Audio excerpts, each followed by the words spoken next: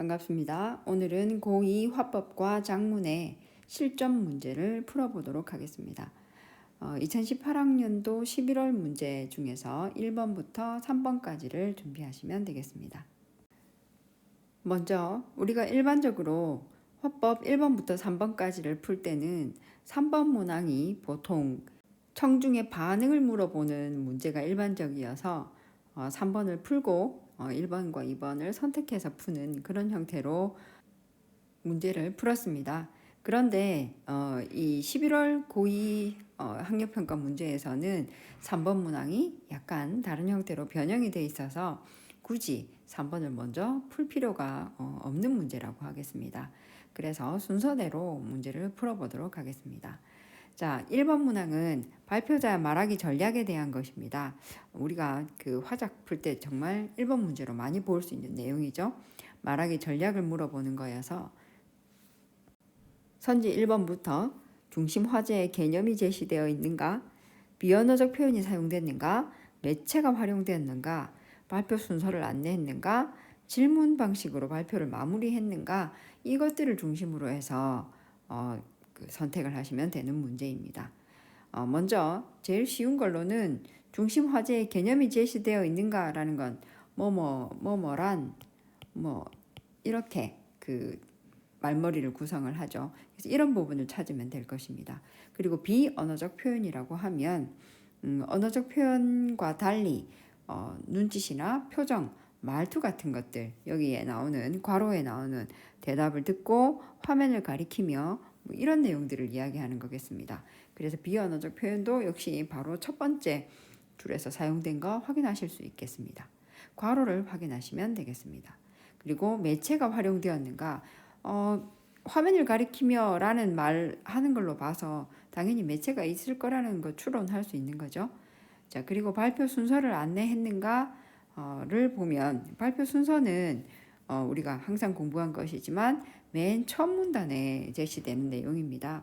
그래서 맨 첫 문단을 확인하시면 되는 내용인데 첫 문단에 발표 순서 안내가 없습니다.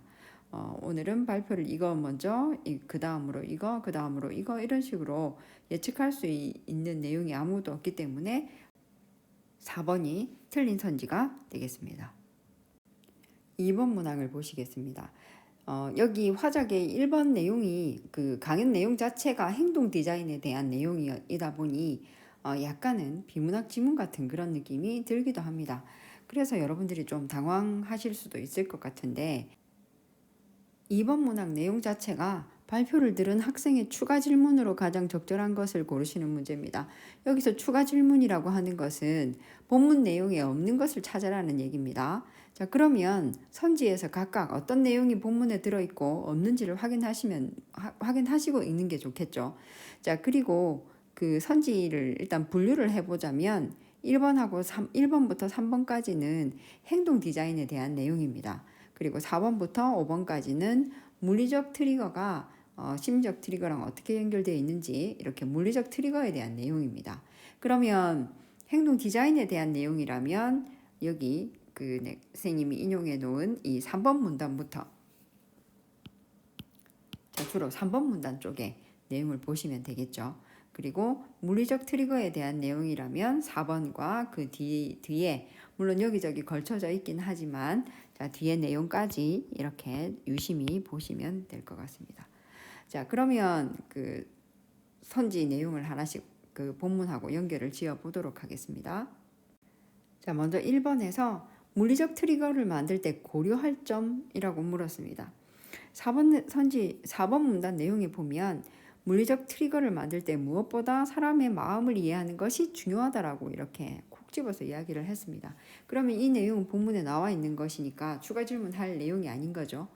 자, 두 번째, 사람들의 행동을 유발할 수 있는 요소는 무엇인가라고 물었습니다. 자, 그리고 본문에 이 요소에 대한 내용이 나와 있었습니다.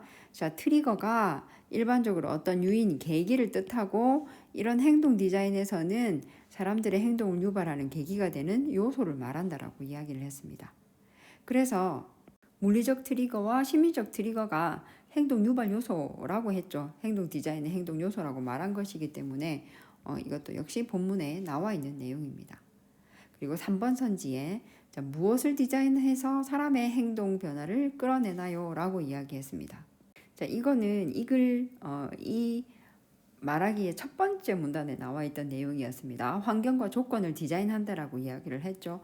그래서 역시 여기서도 3번 선지는 맞는 내용이 되겠습니다. 그리고 4번 물리적 트리거를 사람들이 인식하지 못하면 어떤 결과가 생기게 되나요? 이것도 역시 그 4번 문단 끝에 나와 있었죠. 자, 아무리 멋진 물리적 트리거라도 사람들이 인식하지 못하거나 행동에 영향을 줄 수 없는 경우도 있다고 이야기를 했습니다. 자, 그래서 이런 방법들을 바꿀 수 있는 방법들을 생각해야 되고 그것을 적용한 물리적 트리거를 만들어야 된다. 그리고 이렇게 예를 들어서 그거에 대해서도 설명을 했습니다. 자, 그래서 4번도 역시 맞는 선지가 되겠습니다. 자, 5번에 물리적 트리거가 심리적 트리거로 자연스럽게 연결되지 않은 예로는 무엇이 있나요?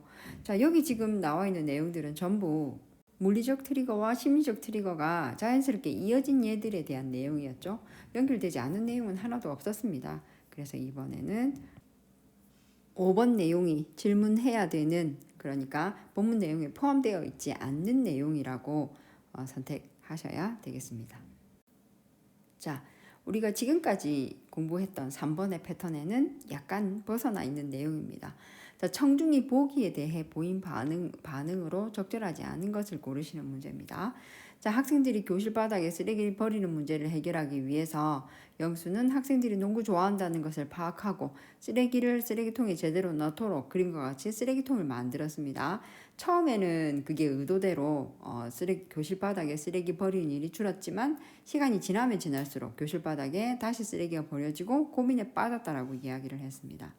자, 그 반응을 확인해 보겠습니다. 자, 영수는 물건을 넣는다는 공통점에 주목해서 농구 골대와 쓰레기통을 결합시킨 것이군. 맞는 내용이죠. 영수는 물리적 트리거를 만들기 위해 농구를 좋아하는 학생들의 심리를 파악한 것이군. 자, 심리적 트리거와 연결될 수 있는 물리적 트리거를 만들어낸 거죠. 이렇게 농구대를 가지고. 자, 그래서 맞는 설명이 되겠습니다.